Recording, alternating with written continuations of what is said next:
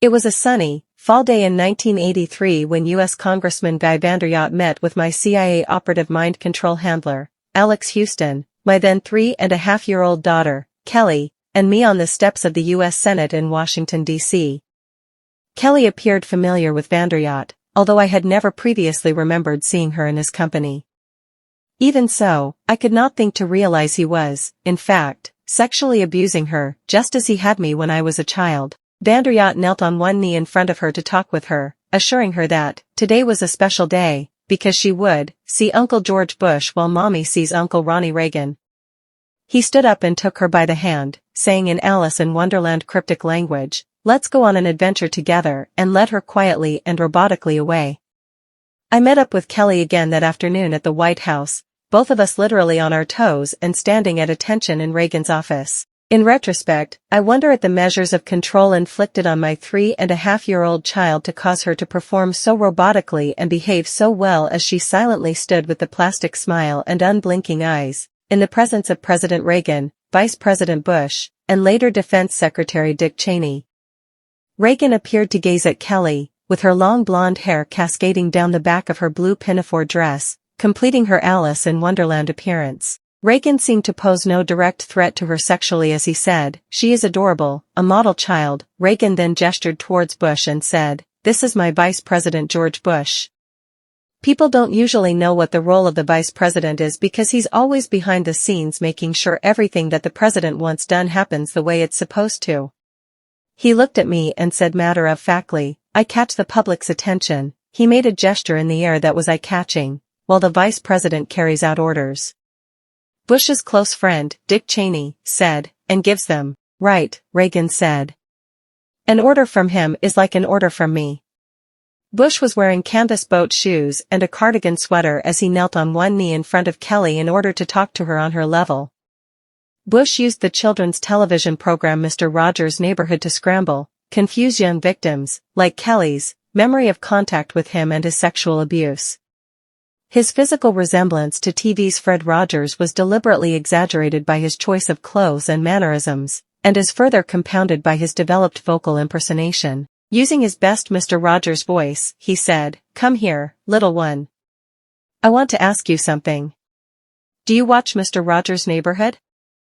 "Yes, sir," Kelly responded. Bush told Kelly, "Well, I'm kind of like Mr. Rogers when he makes his puppets move and talk, like your daddy, Houston, ventriloquist, does with 𝗍𝗏𝗏𝗏𝗏, his dummy. Only I'm like Mr. Rogers, because I have lots of puppets, only mine are people. I even have a king 𝗏𝗏𝗏𝗏𝗏, just like Mr. Rogers. I pull the strings," he pantomimed marionette hand movements, "and I talk through them. They say my words, and we create all kinds of exciting adventures. Right now, I'm building a new neighborhood, the New World Order. The stage is set, and I have hold of everyone's strings. I need you to help me. Together we can pull your mother's strings. She's in my neighborhood. That means you're in my neighborhood, too." It seems obvious to me now that Bush was referring to those actively engaged in implementing the New World Order through chaos and mass mind control, aka media conditioning, as the neighborhood. Of course I was unable to consider disputing Bush's statement, and Kelly was certainly not of a mind to see beyond Bush's twist on her favorite television program. Kelly's big blue eyes grew even wider as she responded, "I am?" Bush stood up and took her hand, "Come on. Let me show you my neighborhood." He led her out the door. Kelly became violently physically ill after her induction into George Bush's neighborhood. And from every sexual encounter she had with him thereafter. She ran 104 to 6-degree temperatures, vomited and endured immobilizing headaches for an average of 3 days, as is consistent with high-voltage trauma. These were the only telltale evidences aside from the scarring burns left on her skin. Houston forbade me to call a doctor, and Kelly forbade me to comfort her, pitifully complaining that her head hurt too bad to even move. And she did not move for hours on end. Kelly often complained of severe kidney pain, and her rectum usually bled for a day or two after Bush sexually abused her. My own mind control victimization rendered me unable to help or protect her. Seeing my child in such horrible condition drove my own wedge of insanity in deeper, perpetuating my total inability to affect her needs until our rescue by Mark Phillips in 1988. Kelly's bleeding rectum was but one of many physical indicators of George Bush's pedophile perversions. I have overheard him speak blatantly of his sexual abuse of her on many occasions. He used this, and threats to her life, to pull my strings and control me. The psychological ramifications of being raped by a pedophile president are mind-shattering enough, but reportedly Bush further reinforced his traumas to Kelly's mind with sophisticated NASA electronic and drug mind control devices. Bush also instilled the 𝗧𝗿𝗱𝗶𝗁𝗱𝗏, and I'll be watching you, binds on Kelly, further reinforcing her sense of helplessness. The systematic tenures and traumas I endured as a child now seem trite in comparison to the brutal physical and psychological devastation that George Bush inflicted on my daughter. Reagan is president and our vice president is a pedophile. Over the years, Kelly was closely tied into the trauma I received. Repeatedly she was tortured and traumatized in front of me in an effort to keep me in line. Her torture fragmented her psyche in order to create multiple personalities within her, so she could follow in my footsteps for later use as a presidential model. Unfortunately, she didn't have to wait very long for that so-called privilege, as our newly elected vice president at the time, George Bush, is a pedophile, and Kelly was created to be, as I later found out from a renegade CIA operative, what was called a Bush baby. Barbara Bush brought snacks in on a tray to the delight of the children clustered around her husband. The kids munched on animal cookies with sprinkles on top as they listened to the vice president read them stories. The reality created in the accompanying program he delivered was, "You are what you read." This was during the time they lived in the house with a flat rock fireplace. The fireplace had a stone bench that you could sit on in front of the fireplace, and George had his easy chair near it. There was a brown coffee table and a couch, and hunting pictures of Springer Spaniels holding birds in their mouths and pointing, graced the walls. George was into that sort of stuff. Barbara thought I was there as a representative of the new educational system being implemented in California, which was true, although I wasn't consciously aware of it, and she was told that the children were there to demonstrate to the vice president just how well the new system was working.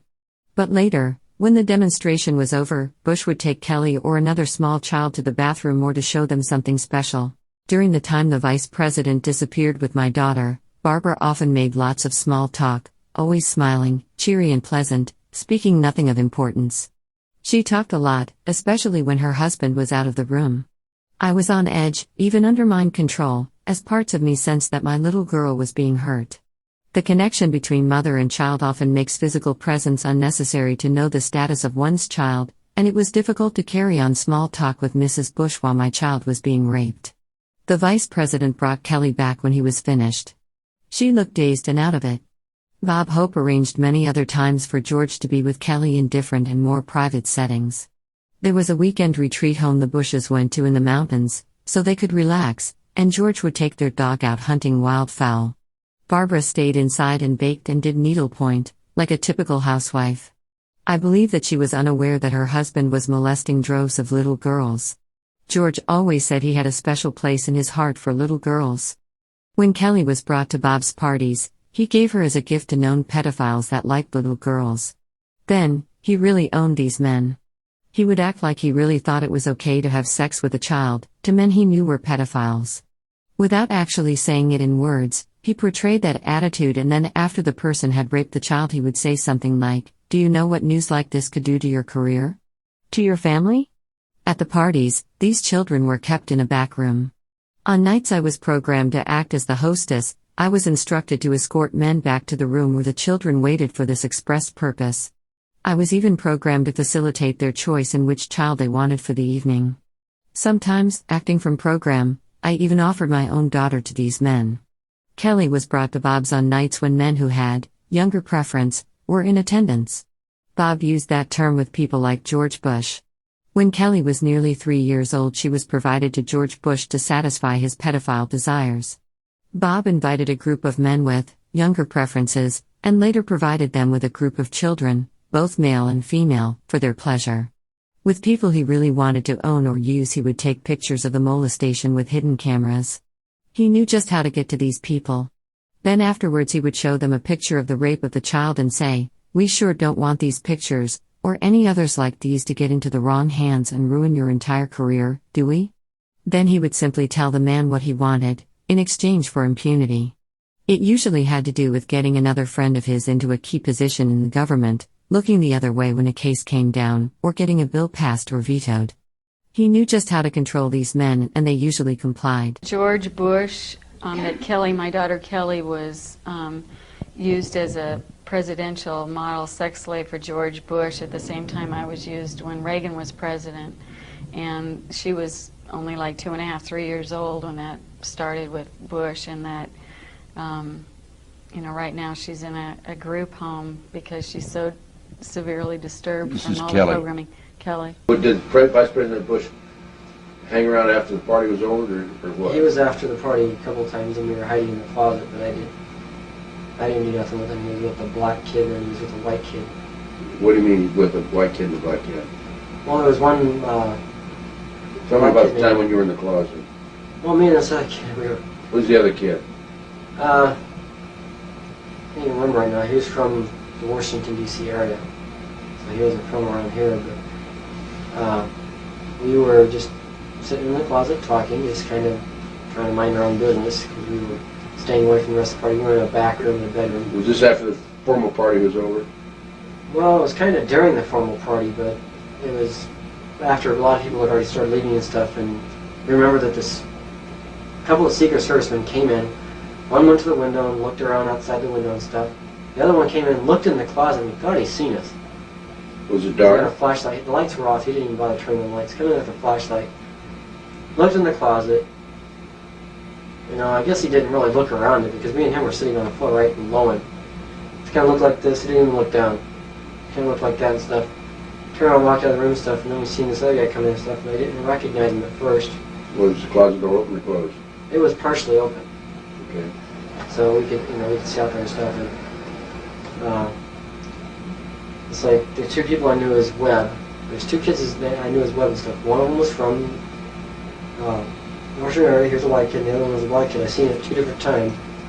Two different Webb. One was a white and one was a black kid? Yeah. Okay.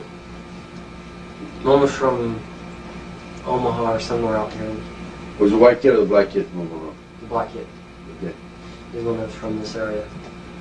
And I seen at the time Vice President Bush go in, and all he did was the kids performed oral sex on him. That was it. Kids what? Performed oral sex on him, and then The kid performed oral. Which of the black kid or the white kid? both of them. Well, first I seen him at 2 different times.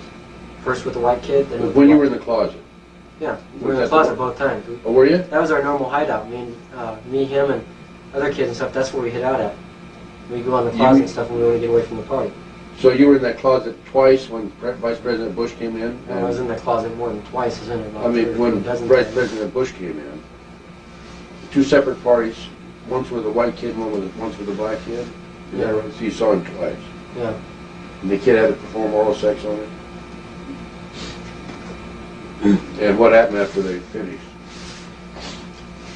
And he just got up and left, and... It leaves one thinking, how big is this? And the answers come back almost invariably, most likely about as big as it could get. We're talking all the way to the White House, the rumors of George W. Bush and Victor Ashe, the former mayor of Knoxville, who has quickly been broomed over to Poland as the ambassador gotten out of the country, is supposedly on record, according to Tom's research, as having visited George Bush virtually on a monthly basis. This homosexual, pedophile milieu seems to encompass extraordinary depths and breadths of American government and probably world government. 𝗧𝗿𝗱𝗶𝗁𝗍, a known bisexual pedophile, and CFR, Council on Foreign Relations conspirator. At the Bohemian Grove, I was involved in a rather private ritual, Catholic, Nazi, satanic in nature, a service, a working, if you will, with 9 relative unknowns at the time, so to speak. A most unique killing ritual table with 9 retractable, long, thin, sharp knives. Blades. This summer sets us free. You burned me once again. Young Catholic Kevin Collins, snatched off the streets of San Francisco, was sacrificed. As he lay on the table, the knives were brought up through him. And after this, each participant, buoyed by the others, rose to prominence. Leaders of the minions, princes unto mammon. I called it 9 knights, 9 arms, 9 blades. The participants, except for 1 or 2 I didn't mention, are Willie Brown, Arlen Specter, Barney Frank, Roger Mahoney, the LA Cardinal, Ratzinger, who's now the Pope, Robert Byrd, George Bush Sr., otherwise known as George Scherf, and Warren Buffett, and the Master of Ceremonies was Dr. Lieutenant Colonel Michael Aquino.